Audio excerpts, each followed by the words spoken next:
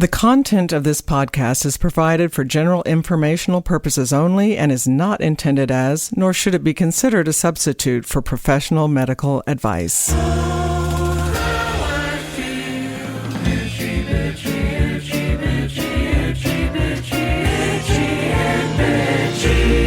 I am Karen Nickel, family nurse practitioner, and you are listening to Itchy and Bitchy, a podcast that provides answers to your many unanswered health questions.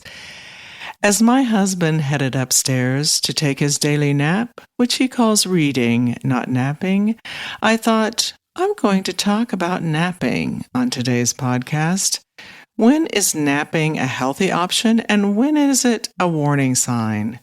Well, in a 2017 survey by the National Safety Council, 2/3 of respondents said they feel tired at work.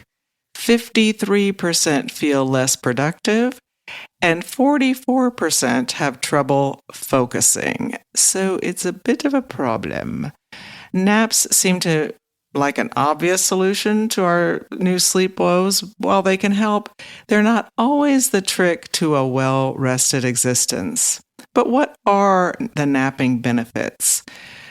Well, when done correctly, there is a right way to nap. There's nothing wrong with taking a nap. In fact, a short siesta can boost your mental health and physical health.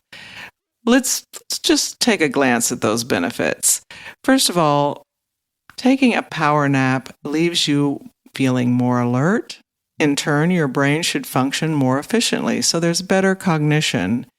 That is why some of the most well-known businesses out there like Google, Nike, and organizations like NASA and many others are investing in nap pods and transforming conference spaces into sleep rooms. Research has shown that naps decrease the level of adenosine in the brain, and adenosine is a neurotransmitter that is sleep-promoting and plays a role in cognition. Naps may promote a process where our brain turns information into long-term memory called memory consolidation. I don't know about you, but I feel like I do memorize while I'm sleeping. I may be wrong, but it feels like that at times anyway. A good nap right after learning something new appears to help us retain that information. So if you are taking some kind of course, you can improve your test scores by taking a short nap after learning some new material. So maybe everybody should kick back and take a nap after listening to this episode, and you'll remember it better. Other research has shown that napping can help with something called perceptual learning, which meaning the ability to differentiate between various stimuli. So napping also improves episodic memory or the ability to recall specific events or experiences, which is what we're trying to do when we have, improve our memory. We're trying to remember our events and experiences. Also, napping can boost immunity. Regular napping may help our immune system. When someone is sleep deprived, the body releases pro-inflammatory markers which cause immune deficiency. We've talked about the role of inflammation in our immune system many times on this podcast. Studies have shown that napping during the day for several days improves cellular function and thus improves the immune system. For example, in a very small study in 2015, 11 men were allowed to sleep for only 2 hours one night. Nice study. The following day, they napped for 30 minutes and then got a full night's sleep that night. The levels of inflammatory cytokines and norepinephrine, a chemical that controls immunity, were reduced following the 30-minute naps. So just having a 30-minute nap after a horrendous night's sleep lowered inflammatory markers. So I'll give you some more fun information about napping following this quick break. My listeners know that I always recommend skincare products that are clean and cruelty-free. Osea has been doing that for 25 years. Seaweed is their hero ingredient because of its endless benefits, including anti-aging. Hallelujah.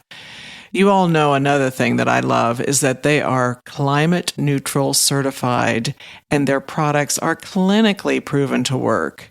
I use their Undaria algae body oil every day. And let me tell you that I have the driest, toughest skin on my feet. I call them crocodile feet, actually. And Undaria algae body oil is the only product I have used that turns my crocodile skin back into soft human skin. I thought it was impossible, but it is possible with Osea. And now it is available in a luxurious body butter form. It transforms dry, crepey skin to skin that feels soft, smooth, and supple. Amazing. If you are a busy person, you can depend on the 72 hours of proven hydration that is provided by this rich body butter that sinks into your skin instantly. As we move into this drier season, it is the perfect addition to your fall skincare routine. For clean body care that gives you facial skincare level results, you've got to try Osea. And right now, I have a special discount just for my listeners. Get 10% off your first order site-wide with promo code ITCHY at OseaMalibu.com. You'll get free samples with every order, and orders over $50 get free shipping. You're going to want it all. Go to OSEAMalibu.com, promo code ITCHY. So, what is the right length of time for a nap? I don't know about you, but if I take a 2-hour nap, I feel terrible afterwards. I mean, sometimes I hit a wall. I absolutely hit a wall and I go down. I go down for 2 hours and I am groggy and out of it when I awaken. Well, there is a science to explain what is happening to me after a long nap. Here's why the length of the nap matters. As many of you already know, sleep happens in cycles. A normal cycle starts with lighter stages of sleep called non-rapid eye movement sleep, and eventually hits a much deeper stage of sleep called REM, or rapid eye movement sleep. This cycle of non-REM and REM sleep repeats itself while you sleep, with each cycle lasting about 90 minutes. Deep REM sleep is super important for your overall health and well-being. It's during that part of our sleep cycle when the body restores energy, it increases blood supply to the muscles, and promotes growth and repair of tissues and bones. However, when you take a nap and awaken during the REM part of the sleep cycle, you will be groggy and disoriented, so you want to avoid that. And you can avoid it by only napping 20 to 30 minutes, because you are more likely to wake up in a lighter stage of sleep and thus feel refreshed. That timing is the sweet spot for a power nap. Additionally, longer naps may also interfere with the quality of your nighttime sleep, and you can end up getting into a cycle of napping during the day and not sleeping at night. However, if you are really sleep deprived and struggling, like Karen does on occasion, taking a 90-minute nap versus the 2-hour nap that I take could do the trick. I don't nap very often, but when I do, it's because I become so sleep deprived that I have no choice but to curl up for a nap, and I end up sleeping for 2 hours, as I said earlier. A better option would be for me to set an alarm and take a 90-minute nap, since at 90 minutes, when an entire sleep cycle has taken place, I would have a better chance of awakening during a lighter sleep phase. Then I wouldn't be so darn groggy. So, what is the best way to nap? Well, sleep experts recommend napping between 1 and 3 p.m. We have a natural energy slump during that time period, and if you want to try to nap earlier in the day, you may not be able to sleep, and if you sleep later, you may have trouble sleeping at night. The ideal environment for a nap is the same as for nighttime sleep. It's best if the room is dark, cool, and quiet. You can always use an eye mask and or a white noise machine to help set the stage. Blackout curtains, a weighted blanket, and using a do not disturb sign on the door can also help. To avoid sleeping too long, you may want to nap on a couch or a cozy chair rather than in your bed where you can get too comfortable. A really helpful tip is to drink a cup of coffee or other caffeinated drink right before you lie down. It takes 20 to 30 minutes for the caffeine to kick in, so when you get up from your 20 to 30-minute nap, you'll be more alert and productive. However, don't do this too late in the day or it may make it harder to fall asleep at night. If you take a daily nap, try to take a nap at the same time every day. Wind down before the nap. Put away devices and take a few minutes to meditate or read, like my husband does, who just reads. He does not nap, he just reads. If you work a night shift or unusual work schedule, it is okay to take a nap at night, but stick to the 20 to 30-minute nap or a 90-minute nap if you're really sleep deprived. To time the nap appropriately, figure out the midpoint of your shift, which would be the equivalent of the 1 to 3 p.m. time for someone working 9 a.m. to 5 p.m. And then how do I wake up? How do I wake up from my nap? The best way to wake up from a nap is to set an alarm so you don't oversleep, like I do. An alarm that gradually increases in volume is ideal so it won't startle you out of your sleep. If you nap at the same time every day for the same length of time, your body will also become accustomed to waking up when the alarm sounds. But who should avoid naps? I've been talking about the benefits of naps, but they are not for everyone. If you can't get through the day without a nap, or if you are dozing off while you are sitting at your desk, there could be an underlying problem. And when I say can't get through the day, it's not like, I think I'll just take a nap. I'm talking about the kind of nap I take where I'm like, if I don't take a nap, I won't survive. I mean, if you have that kind of experience on a regular basis, that just happens to me every once in a while, but on a regular basis, if you're feeling like I will not make it through the day unless I take a nap, or if you're falling asleep sitting at your desk or just sitting on the couch, whatever, excessive daytime sleepiness could be a sign of sleep apnea, insomnia, narcolepsy, depression, or a medication side effect and needs to be evaluated by a healthcare professional. Daily napping may also be a sign of higher risk for hypertension or stroke. Excessive daytime sleepiness may also be a symptom of Alzheimer's disease. Researchers theorize this because they have discovered that when a protein form tangles in the brain, it can kill nerve cells, destroying parts of the brain responsible for maintaining wakefulness.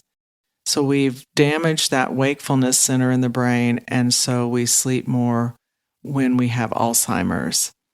Also, if you have already received a diagnosis of insomnia, it's generally not recommended to nap because it can disturb nighttime sleep patterns, and that's what we're trying to avoid.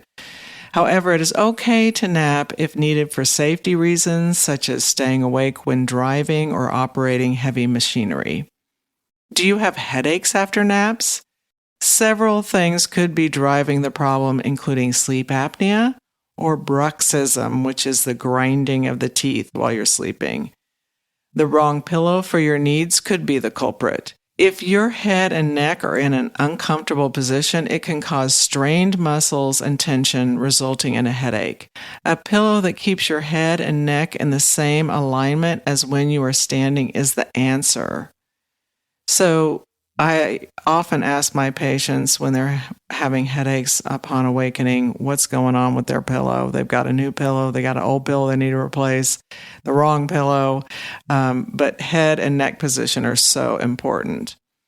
Headaches after a nap can also occur in pregnancy due to dehydration, low blood sugar, hormone changes, and nasal congestion. You know how everything swells up, including your nose when you're pregnant.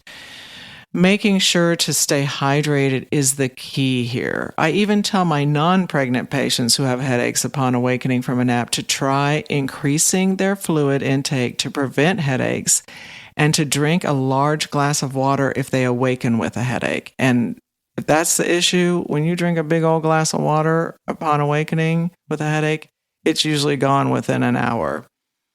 Of course, I don't make that recommendation until all other causes of the headache have been ruled out.